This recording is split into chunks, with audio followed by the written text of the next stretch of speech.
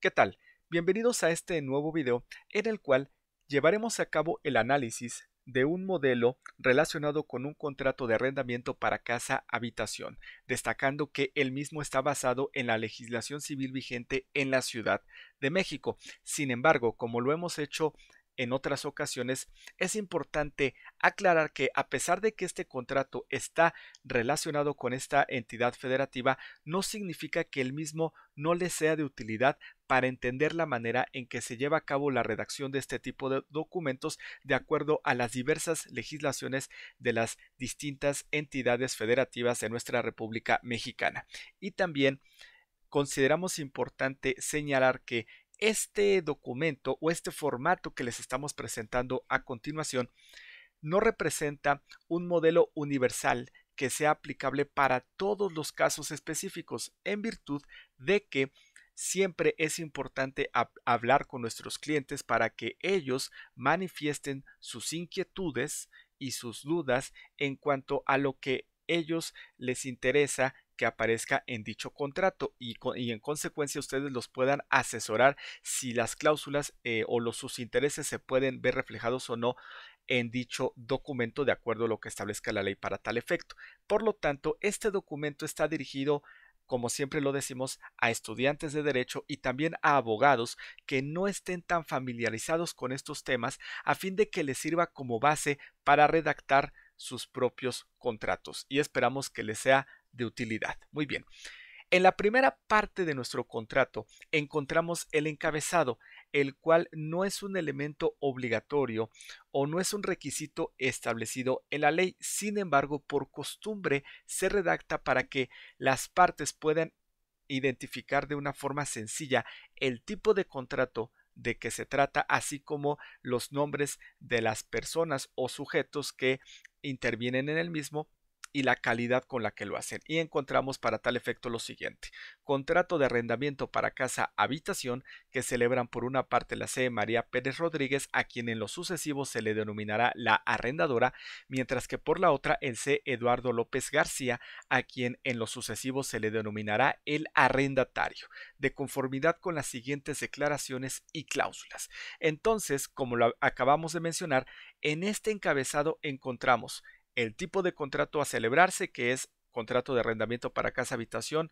los nombres de las partes y la calidad con la que intervienen, que en este caso es la arrendadora y el arrendatario.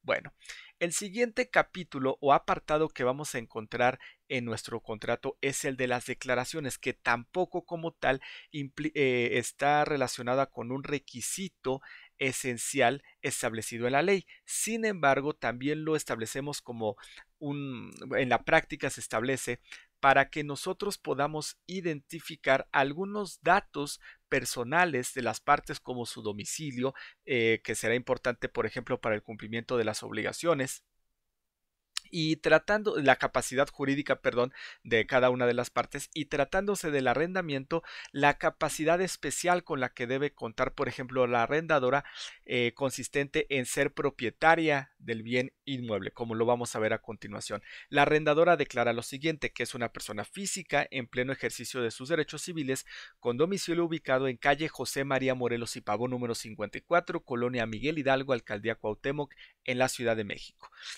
Aquí estamos hablando sobre la capacidad jurídica con la que cuenta esta persona, que sabemos que es capacidad de ejercicio.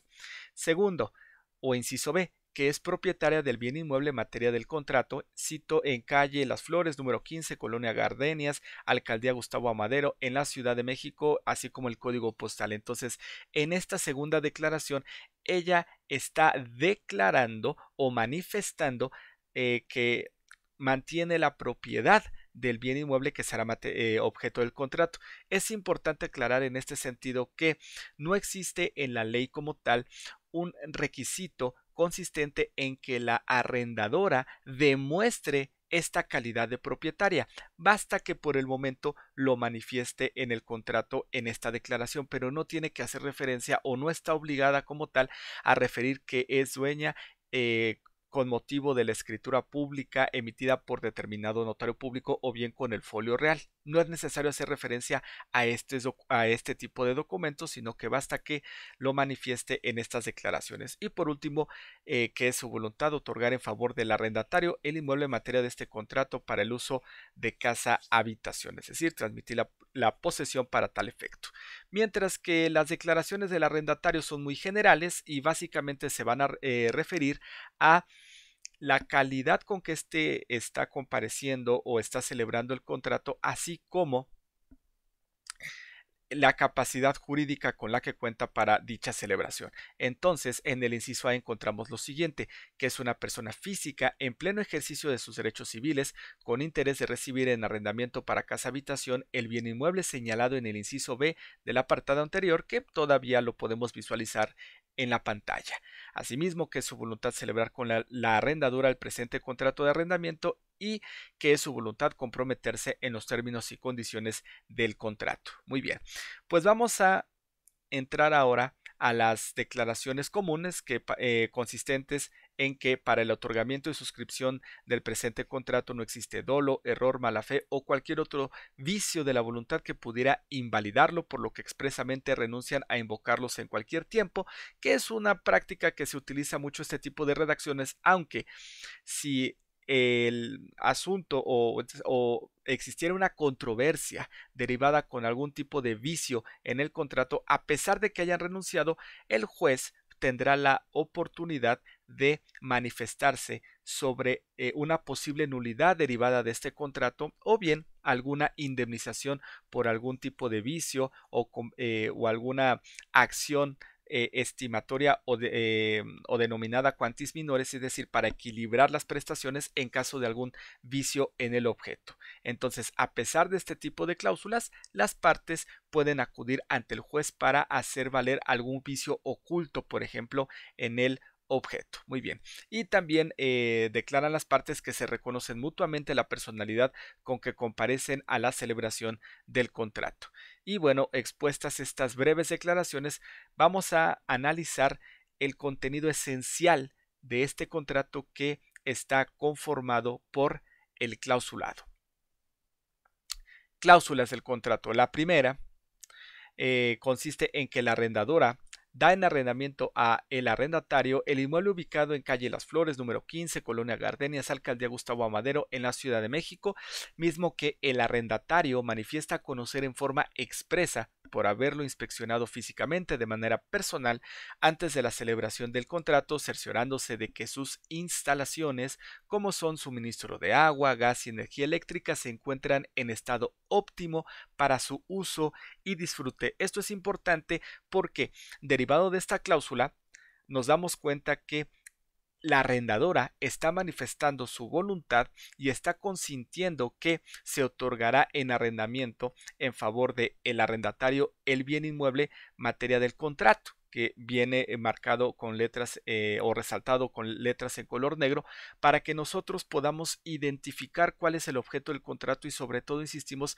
la voluntad de las partes para que se lleve a cabo la celebración de del mismo. Pero además se está manifestando que el arrendatario tiene conocimiento sobre el estado físico de dicho inmueble, porque lo inspeccionó personalmente antes de la celebración del contrato.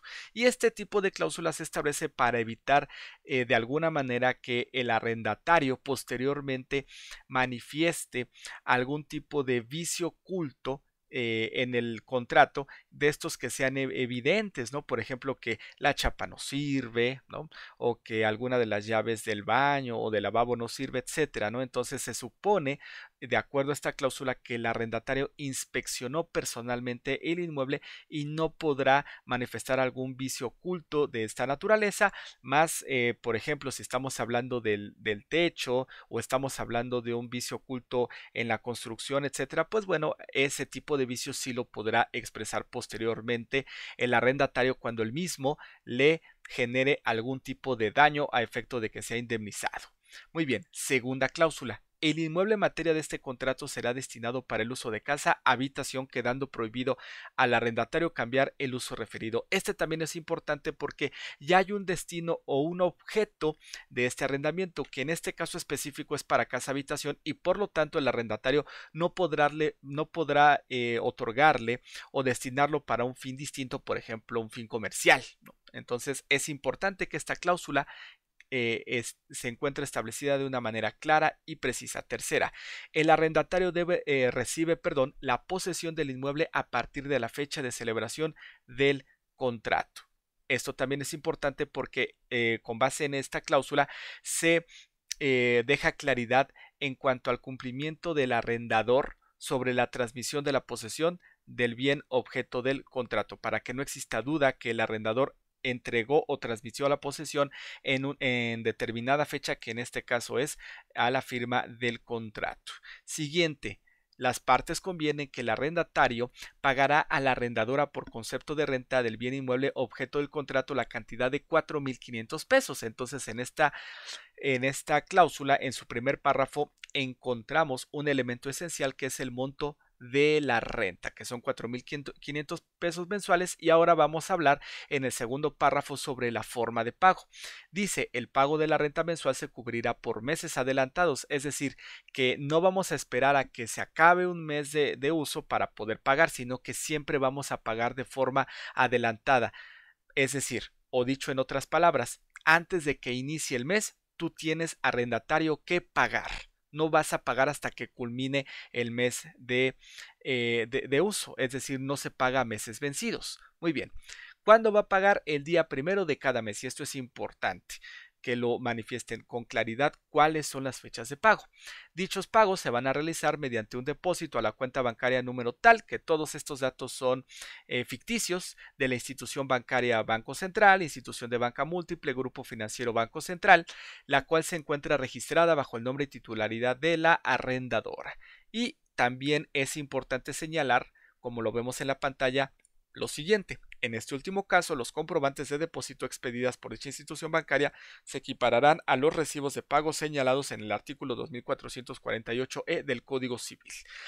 Esta propuesta se las hacemos porque facilita mucho la transacción tanto para el arrendador como para el arrendatario. Es decir, ya el arrendatario no tiene que padecer esta práctica de ir a buscar al arrendador a un domicilio para pagarle y tener la mala fortuna de no encontrarlo y retrasarse en los pagos. Por lo tanto, en este caso, al establecer con este uso o esta práctica que ha tenido mucha fuerza en la sociedad, o que se ha llevado a cabo de forma reiterada en la sociedad, pues vamos a evitar este tipo de situaciones, en el sentido de que el arrendatario manifieste de que no ha pagado porque no encontró al arrendador en su domicilio, o que el arrendador se negó a recibirlo, etcétera, sino que de forma sencilla realiza el pago en la cuenta bancaria y no habrá duda sobre la fecha en que el mismo se realizó. Además, este tipo de cláusulas puede jugar en favor del arrendador en virtud de que ya no va a existir duda sobre los recibos de pago que reciba el arrendatario, valga la redundancia. ¿Por qué? Porque en muchas ocasiones los arrendatarios manifiestan que ellos pagan en efectivo pero no les entregan los recibos. Entonces, para que deje de existir este tipo de dudas sobre si recibieron o no recibieron este tipo de pagos, lo recomendable es que pongamos o se pacte en el contrato que los vouchers o recibos que sean expedidos por la institución bancaria harán las veces de los recibos, valga la redundancia, que se encuentran contemplados en el Código Civil. Y entonces, ante cualquier eventualidad de falta de pago, el arrendatario podrá comprobar de forma sencilla que sí realizó los mismos, por ejemplo, exhibiendo los vouchers expedidos por el banco. Muy bien. Siguiente cláusula. El arrendatario entregará al arrendador la cantidad de 4,500 pesos como garantía de cumplimiento del presente contrato. Esta cantidad fue entregada a la arrendadora con anterioridad a la celebración del contrato, por lo que esta última se da por enteramente satisfecha de su pago. Dicha cantidad le será devuelta al arrendatario al desocupar la vivienda siempre que éste no deba cantidad alguna de dinero por concepto de renta, desperfectos o mal uso de la vivienda y haya cumplido con todas las obligaciones derivadas del contrato. Esta cláusula también se las ponemos o se las proponemos en virtud de que es una práctica común entre las personas, el hecho de que se realice un depósito por concepto de garantía. Puede ser un depósito, dos depósitos, etcétera. Normalmente son de 1 a 2 depósitos para que con ese dinero se garantice el debido cumplimiento por parte del arrendatario ante cualquier desperfecto, ante cualquier daño que se haga hacia la vivienda o incluso ante algo, la falta de pago de alguna mensualidad o de alguna renta.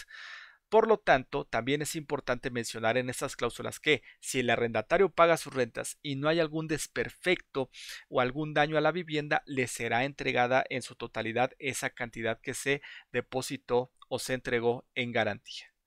Sexta cláusula relacionada con la vigencia. Dice, la vigencia del contrato es por 12 meses para ambas partes, iniciando el día 1 de marzo del 2021, que es el día en que el arrendatario recibe la posesión del inmueble, y concluyendo el día 28 de febrero del año 2022. Aquí estamos basándonos en la temporalidad mínima que se encuentra establecida en nuestra legislación civil vigente en la Ciudad de México, es decir, en el Código Civil se establece que la vigencia mínima de un contrato de arrendamiento para casa habitación es de 1 año. Siguiente cláusula. Séptima. La arrendadora debe abstenerse de estorbar o entorpecer el uso del inmueble arrendado, así como a garantizar el uso y goce pacífico del mismo por el tiempo que dure la vigencia del contrato. Y esto es obvio, porque la arrendadora no puede entorpecer de forma alguna el adecuado uso o el uso pacífico de la vivienda arrendada en perjuicio del arrendatario. Siguiente, octava, una vez transcurrida la vigencia de este contrato, el mismo podrá ser renovado o prorrogado por 1 año o más, únicamente por convenio expreso entre las partes que conste por escrito, siempre y cuando el arrendatario se encuentre al corriente en el pago de sus rentas. Entonces, con esta cláusula se abre la posibilidad de que se celebre un nuevo contrato de arrendamiento una vez que este que estamos apreciando en la pantalla haya vencido. Siguiente cláusula, que es la novena, la arrendadora podrá manifestar en la vía judicial su oposición a la continuación del arriendo, así como la desocupación del inmueble arrendado dentro del término de 10 días contados a partir del día siguiente del vencimiento de la vigencia de este contrato. En otro video respecto al cual vamos a dejar el link en la descripción del mismo, hablamos sobre la tácita reconducción. Bueno, esto es importante porque en nuestra legislación civil no se establece el plazo para que continúe la vigencia del contrato después de que el mismo ha vencido. Es decir, no hay una disposición como tal de qué va a pasar cuando el contrato venza en cuanto a su vigencia y la arrendadora siga recibiendo el pago de las rentas y el arrendatario siga ocupando dicha vivienda. Entonces, si esto sucede, se opera, lo que se denomina como tácita reconducción en el contrato de arrendamiento, pero no hay un plazo para determinar cuándo comienza la tácita reconducción. La Suprema Corte de Justicia de la Nación se ha establecido para tal efecto que el plazo para que opere dicha tácita reconducción es de 10 días contados a partir al día siguiente en que venza el contrato. Insistimos, en la descripción de este video les dejaremos o les vamos a compartir la explicación sobre lo que es la tácita reconducción en el contrato de arrendamiento. Y bueno, tomando como base esta disposición o esta interpretación en la jurisprudencia, pues también establecimos esta tácita reconducción con el mismo plazo de 10 días, contados a partir del día siguiente del vencimiento de la vigencia del contrato. Es decir, si el contrato vence y las partes no se ponen de acuerdo sobre la celebración de un nuevo contrato, pues entonces va a operar la tácita reconducción y seguirán cumpliendo las obligaciones del contrato que se celebró desde un inicio, a pesar de que éste ya haya vencido. En caso de que la arrendadora continúe la cláusula, no haga efectiva la oposición señalada en la cláusula que antecede, continuará el arrendamiento por tiempo indeterminado, estando obligado el arrendatario a pagar la renta que corresponde en la forma y tiempos convenidos en este contrato. Muy bien, es decir, en caso de que la arrendadora no se oponga a que el arrendador continúe utilizando la vivienda, por ejemplo, mediante una demanda, el arrendatario tendrá que seguir pagando las rentas y cumplir con sus demás obligaciones establecidas en este documento que vemos en la pantalla. Cláusula décima. El arrendatario no podrá variar la forma de la localidad arrendada y si lo hiciere deberá restablecerla al estado en que la recibió, siendo además responsable de los daños y perjuicios que ocasione. Asimismo, el arrendatario debe dar uso adecuado al inmueble, evitando la comisión de cualquier conducta contraria a la ley o a las buenas costumbres. Esto es importante porque se refiere a una obligación de no hacer por parte del arrendatario, es decir, no puede modificar la forma del bien arrendado. Si recibió una vivienda con 3 puertas, pues tiene que mantener esas 3 puertas y no abrir una cuarta, por ejemplo. Siguiente cláusula. 11ª. El arrendatario conviene en que la localidad arrendada la recibe en buen estado, incluso ya lo había dicho desde la primera cláusula, manifestando que la misma reúne las condiciones de higiene y salubridad necesarias para la habitabilidad del inmueble, de conformidad con lo establecido en los artículos 2448A del Código Civil, obviamente aceptando lo dispuesto por el artículo 2444 del mismo ordenamiento, por lo que el arrendatario correrá con los gastos de las reparaciones que en dichas instalaciones sean necesarias, obligándose a indemnizar a la arrendadora por cualquier daño en la localidad arrendada causada por su culpa o por la de cualquier otra persona que habite o visite el inmueble, comprometiéndose a mantener aseados y en buen estado los servicios e instalaciones existentes. También esto es importante en virtud de que en principio el arrendatario está manifestando que el inmueble se encuentra en condiciones óptimas para ser habitado y además que tal y como se establece en la propia legislación civil, él se encargará de llevar a cabo todas las reparaciones derivadas del uso constante de la vivienda, así como a indemnizar o a reparar los daños que sean ocasionados tanto por el arrendatario como por sus familiares o visitantes. Muy bien, siguiente cláusula. El arrendatario no podrá retener la renta en ningún caso y bajo ningún título judicial o extrajudicial, debiendo pagar íntegramente en las fechas pactadas en este contrato, por lo que deberá cumplir con las obligaciones establecidas en los artículos 2425, 2426 y demás aplicables del Código Civil. Esta disposición, pues, en pocas palabras se refiere a que el arrendatario no se puede negar a pagar las rentas o no puede abstenerse o, como dice en el contrato, retener la renta por motivo alguno. Siempre tiene que pagar. Y en caso de que él manifieste algún incumplimiento del contrato, pues lo puede hacer, por ejemplo, en la vía judicial. Sin embargo, el incumplimiento del arrendador en forma alguna puede entenderse como un motivo para que el arrendatario deje de pagar. Insistimos, en caso de que exista alguna conducta de incumplimiento por el arrendador, el arrendatario o inquilino tendrá la oportunidad de acudir a la autoridad judicial para hacer valer los derechos que le correspondan. Siguiente cláusula. El contrato terminará por el vencimiento de su vigencia o bien de manera anticipada por el incumplimiento a alguna de las obligaciones pactadas en el presente instrumento, así como en el caso de que se actualice alguna hipótesis prevista en la ley para tal efecto. Entonces,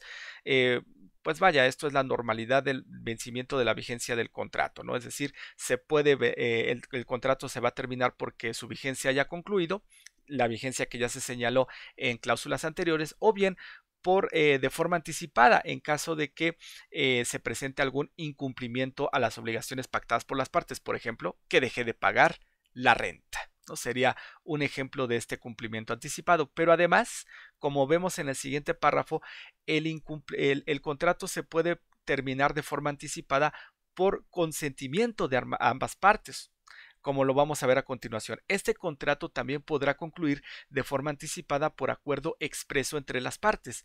En este supuesto, cuando el arrendatario desee terminar de manera anticipada este contrato de arrendamiento, deberá informarlo a la arrendadora con 15 días de anticipación. La arrendadora se reserva su derecho a consentir la terminación anticipada en este supuesto siempre que el arrendatario se encuentre al corriente en el pago de sus rentas y entregue el inmueble en óptimas condiciones. Entonces, como decíamos, las partes, es decir, arrendador y arrendatario, pueden pactar la terminación anticipada del contrato, pero pues obviamente esto va a suceder siempre y cuando ambas hayan cumplido con sus obligaciones y sobre todo el arrendador haya pagado sus rentas en tiempo y además entregue la casa o la habitación en óptimas condiciones. Siguiente cláusula: el arrendatario está obligado a pagar los servicios de mantenimiento, energía eléctrica y suministro de agua durante el tiempo que dure la vigencia de este contrato, y de manera mensual dicho arrendatario debe entregar a la arrendadora todos los documentos originales que acrediten el pago de los mencionados servicios, en virtud de que, pues bueno, esto último se establece debido a que el arrendador o arrendadora en este caso, pues está señalada como titular de estos servicios, por ejemplo, de energía eléctrica o de agua. Por lo tanto, cualquier requerimiento por parte de las autoridades, como la Comisión Federal de Electricidad por falta de pago, pues será directamente a la arrendadora, no tanto al arrendatario, porque ella es la titular de dicho servicio. Lo mismo pasaría con el agua. Por lo tanto, si bien es cierto que el arrendatario está obligado a pagar, también es importante pactar en el contrato que todos los documentos con los que se acrediten dichos pagos se tienen que entregar a la arrendadora, para que en dado momento pueda hacer valer cualquier tipo de defensa ante requerimiento de las autoridades o instituciones que se encarguen de suministrar estos servicios. Siguiente cláusula: la arrendadora no es responsable de la seguridad de los bienes muebles que introduzca el arrendatario al interior del inmueble arrendado, es decir, el arrendatario tiene que encargarse de vigilar o de cuidar los bienes que están al interior de la vivienda.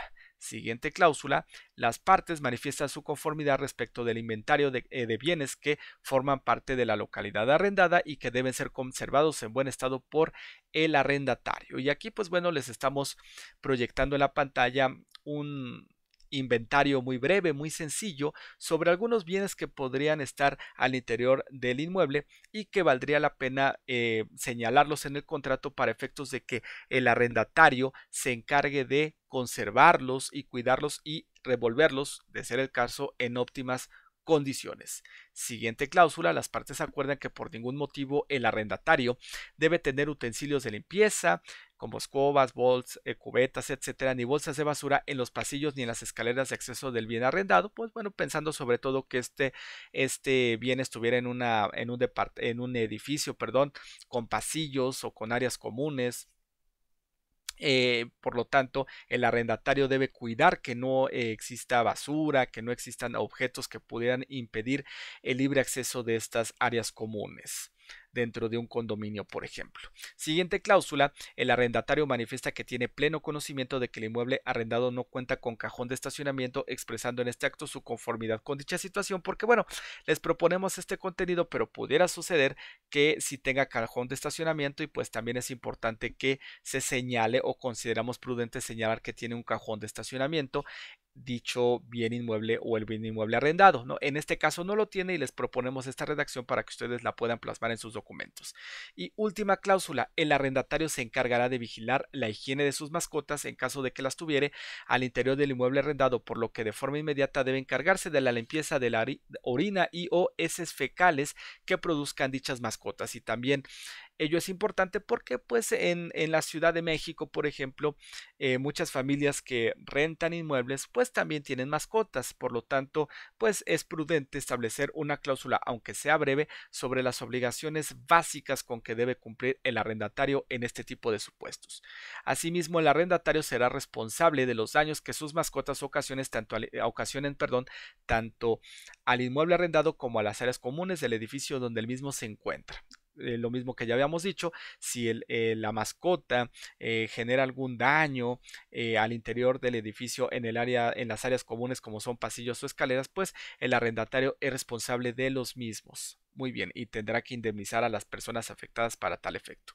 Siguiente cláusula: este contrato, así como los derechos y obligaciones de las partes que en él intervienen, se interpretarán de acuerdo a las normas contenidas en el Código Civil vigente en la Ciudad de México. Y pues bueno, aquí estamos estableciendo un ámbito competencial. Primero, en caso de controversia, pues la legislación aplicable será la de la Ciudad de México, y lo mismo en el caso de los tribunales, como vemos en la 22ª cláusula. Las partes señalan a los tribunales de la Ciudad de México como los únicos competentes para conocer y fallar en todas sus instancias de las cuestiones que se susciten con motivo de la interpretación y cumplimiento del presente contrato, renunciando expresamente a cualquier otro fuero que por razón de sus domicilios o nacionalidades presentes o futuras pudieran corresponderles. Por lo tanto, ante cualquier controversia relacionado con este contrato, el tribunal competente o los jueces competentes serán aquellos que se encuentren en la Ciudad de México.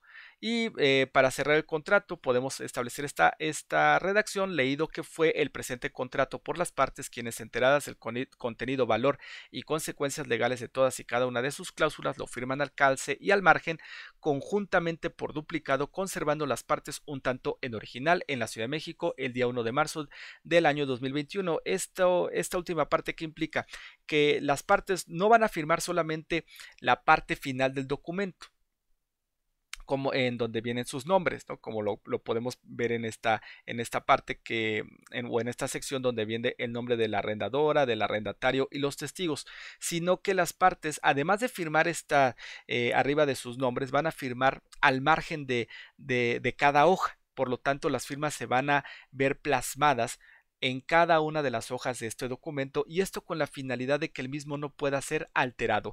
Se van a firmar en dos tantos, y un tanto en original se lo va a quedar la arrendadora y el otro tanto en original se lo va a quedar el arrendatario. Y pues finalmente vamos a establecer la fecha en que se lleva a cabo la celebración o firma de este contrato.